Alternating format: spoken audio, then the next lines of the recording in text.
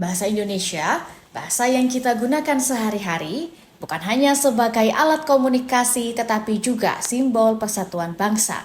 Dari Sabang hingga Merauke, bahasa ini menghubungkan lebih dari 17.000 pulau, 700 suku dan ratusan bahasa daerah yang berbeda.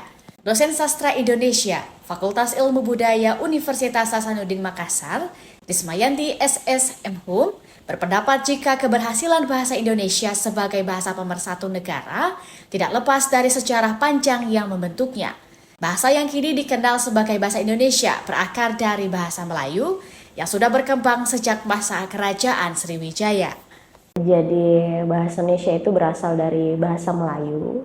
Bahasa Melayu itu sudah ada dari zaman dulu dan mulai berkembang pada zaman kerajaan Sriwijaya. Nah, pada zaman Sriwijaya ini, bahasa Melayu itu menjadi bahasa antar wilayah, salah satunya perdagangan. Selain perdagangan, juga menjadi bahasa antar sosial dan agama. Nah, kemudian bahasa Melayu Riau lah yang diangkat menjadi bahasa Indonesia. Kenapa? Karena bahasa Melayu Riau dianggap memenuhi standar bahasa Indonesia. Kesuksesan bahasa Indonesia sebagai bahasa pemersatu tidak lepas dari kemudahan penggunaannya. Menurut Rismayanti, bahasa Indonesia memiliki keunggulan tersendiri. Bahasa ini tidak mengenal adanya stratifikasi sosial dalam penggunaannya, berbeda dengan banyak bahasa daerah lainnya yang sering dibedakan berdasarkan kelas sosial. Hal ini membuat bahasa Indonesia lebih mudah diterima oleh seluruh lapisan masyarakat. Faktor diterimanya karena sudah tersebar luas. Kemudian yang kedua, karena bahasa Melayu yang diangkat menjadi bahasa Indonesia itu tidak mengenal strata sosial.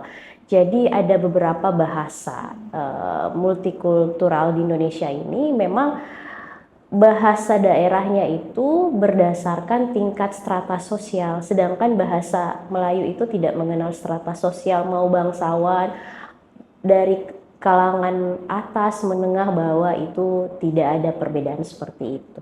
Rismayanti menambahkan, tonggak penting dalam perjalanan bahasa Indonesia terjadi pada tahun 1928 melalui Sumpah Pemuda.